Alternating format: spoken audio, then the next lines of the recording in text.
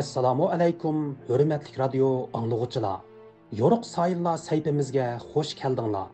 Men mazkur saytining programma riyosatchisi Tuvanda diqqatinglar 20-asr Uyg'ur tarixidagi buyuk ijtimoiy islohotchi, yangi ma'rifchilik harakatining bayroqdori, ma'rifatparvar mutafakkur Abduqodir Domullamning hayot yo'li va kurash musofasiga bag'ishlangan mazkur programmada bo'lg'ay.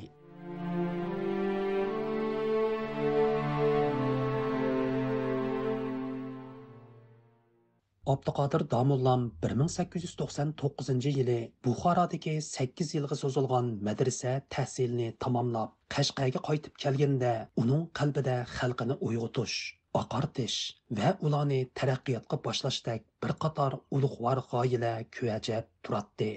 Holbuki ayni vaqtdagi Sharqi Turkistonning siyosiy va ijtimoiy realligi, bo'libmi mutaassib o'limalar qatlamidan kelayotgan kuchlik besimlar uning o'z g'oyalarini reallashtirishiga imkoniyat bermaydi.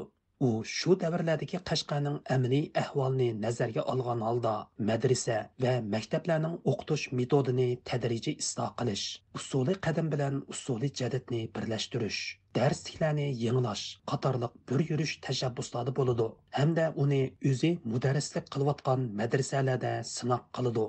Ammo uning bu tirishchanliklari Qashqardagi mutaassib ulamolar, yuqori qatlamdagi islohot va o'zgartishga qarshi kishilarning kuchli qarshilig'iga duch keladi. Bu xil qarshilik va to'salg'ular hatto Abduqodir Domullamning Qashqar madrasalarida xotirjam mudarrislik qilishiga mumkinchilik bermaydi. Türkiye Egey Üniversitesi Türk Dünyası Tədqiqat İnstitutunun professori, Uyghur Akademiyasının reisi Alimcan İnayət Əpəndi, Abduqadir Domullamның Buxaradakı oquşunu tamamlab, Qashqarga qaytib kelgandan keyin madrasa maktablarning o'qitish metodini isloh qilish jihatda nurg'un qarshiliklarga duch kelganligini, amalsiz qolgan Abduqodir Domullamning 1907-yili ikkinchi qatim vatanni tark etish majburiyatida qolganligini ta'kidlaydi.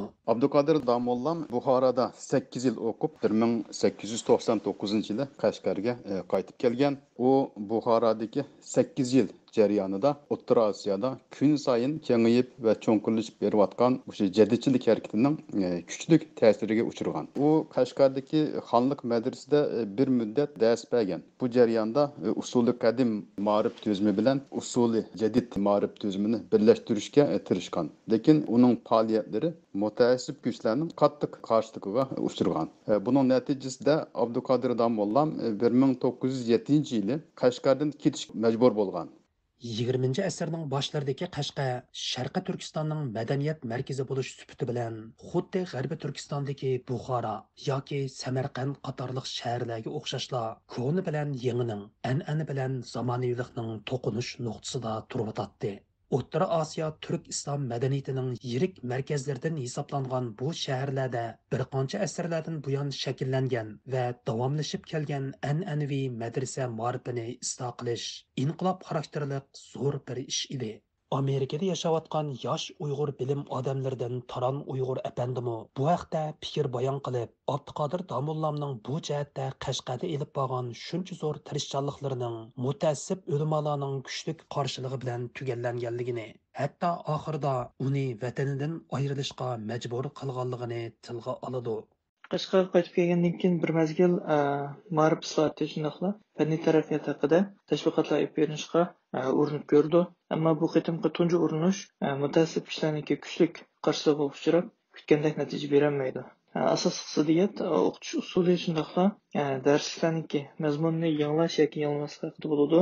Mutaassib kishilar yanada ko'ncha darsliklarni saqlab qolish, shundoqla ko'ncha o'qitish metodini davomlashtirishda joylarcha ching turib, yosh Abduqodir Domullamniki ma'rif islohatiga bo'lgan o'ta qiziqarligi, shundoqla bundan kutgan umidlariga so'g'ik suv sepadi.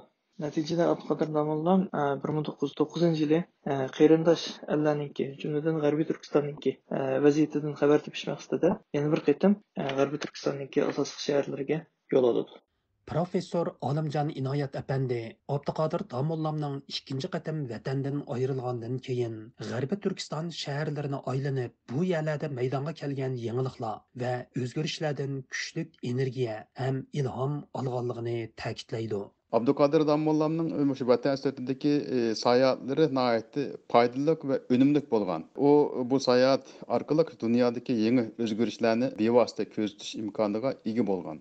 Darvaqa 1907 yili Abduqodir Domullam Qashqardan ayrilib, G'arbiy Turkistondagi Qo'qon, Toshkent, Buxoro, Samarqand, Olmuta qatorliq shaharlarni qayta kezganda, uning ko'z oldiga butunlay boshqacha bir manzara paydo bo'ladi.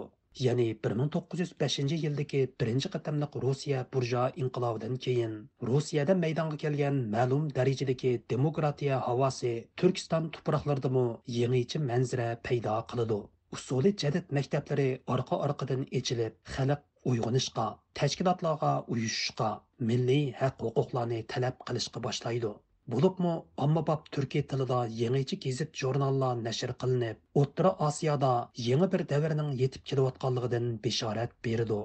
Taran Uyg'ur apandi Abduqodir Domullamning ikkinchi qatimliq G'arbiy Turkiston sayohati davomida bu manzaralarni o'z ko'zi bilan ko'rganligini va buningdan g'oyat zo'r umid, jasorat olganligini eskartib o'tdi. Bu qitim Abduqodir Domullamning oldiga butunlay yangicha bir manzara ko'rindi. Ya'ni yangicha uslubdagi maktablar ochilgan, taraqqiyparvarlikni tashviq qilgan gazet jurnallar ma'lum sonda ta'sis qilingan, shundaqla islohotchi Sarxillar ko'krak kerib maydonga chiqib, jadidchilik yo'lida jafoga chidab olg'a menayotgan bir ko'rinish. Abduqodir Domullamniki bir qancha yil burun o'zi shohid bo'lgan Buxoroniki va undan boshqa G'arbiy Turkiston shaharlariniki tushkun holati bilan ro'shan surishtirim bo'ldi. Bo'libmi dadil holda ijtimoiy va ma'rif sohalarida, hatto siyosiy sohalarda islohot berishga tirishayotgan ziyolilarning fidokorlarniki g'ayratlari Abduqodir Domullamni texmo ilhomlantirdi. Hatto Buxoro ulamolarniki jadidchilik harakatiga chiqqan fatvosiniki burunqidan o'zgarib, usuli jadid vojib, uni o'qish zarur degan shaklda yumshoqligi uningga texmo madad berib, umid berishlaydi.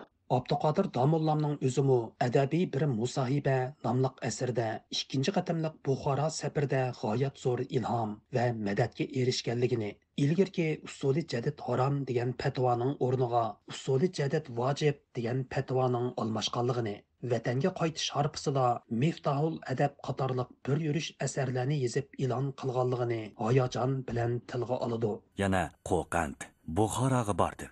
Baxtga yarasha Buxoroga borgan kunlarimda usuli jadid harom, uni o'quvchi Dahriy degan fatvo o'rniga buyuk ustozlarimdan usuli jadid vojib, uni o'qish zarur degan fatvo maydonga chiqqan edi. Buxoroda bir oz turib, Hijriya 1329-yili Olmuta yo'li bilan G'uljiga ketib Shu safarimda Qo'qand shahrida Javohirul Iqon, Miftahul Adab ismli asarlari maydonga chiqdi. Bu asarlarni ba'zi do'stlarim shura idorasiga avatib bergan bo'ldi. G'uljidan yurtga qaytib, avvalgi maslakda davom etib, tartib, jaddiy isloh va taraqqiyotlar to'g'risida aholiga tashviq va targ'ib etdim. Olimjon Inoyat apandining ta'kidlashicha, Abduqodir Domullam ikkinchi qatim vatanga qaytib kelgandan keyin zo'r shijoat bilan maktab echish ishiga otlangan. Uning tirishchanligi orqasida 1912 yili Qashqarda tunji usuli jadid maktabi ochilgan. Abduqodir Domullam yana taraqqiyparvar boylarni safarbar qilib, chet ellarga o'quvchi avatish, hatto qizlar uchunmi maxsus maktab echish tashabbuslarida bo'lgan. Abdülkadir Damollam 1912 yili Qashqarga qaytib kelib, o'zi bevosita usuli jadid maktabi ochgan va qizlar uchunmi bir maktab ochishni tashabbus qilgan. Bir tarafdan chat davlatlardan shu o'qituvchi taklif qilib kelgan bo'lsa, yana bir tarafdan shu Istanbul, Qozon qatorliq shaharlarga o'quvchi avatishga tirishgan.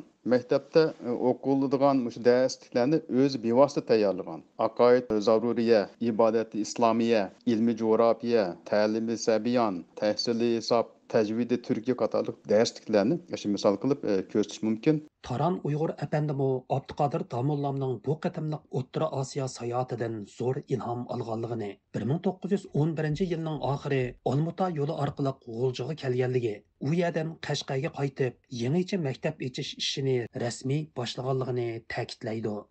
Abduqodir Domullam nihoyatda samarali bo'lgan va o'ziga umid berishgan bu qitimliq safarni tamomlab 1911-yilga kelganda Olmuta orqali G'uljiga qaytib keldi. Oxirida Olimjon Inoyat apandi Abduqodir Domullamning Nasihati Omma nomli asridagi munu qurlarni o'qirmanlarning diqqatiga taqdim qildi. O Nəsihəti Ammə namlıq maqalasında mundaq deydi. Bu zaman g'aflat və bekodluq qıladigan zaman emas. Uyg'onadigan və agah buladigan zamandır. Jaholat və nadanlıq zamanı emas, ilim və ma'rifat zamanıdır. Deyiş orqali shu millatni uyg'onishga və ilm ma'rifatga chaqirgan. Qadarlik radio anlıqçılar, yuqurda Abduqadir Damullamның hayatı və küreş musabisiga berishlangan məxsus radio programmasining 5-ci qismini diqqətinizə sunduq. Bu vaqtdagi anlatışımızның oxiri davamlıq diqqətinizdə bo'ladi. Programmani Qutlan hazırladı.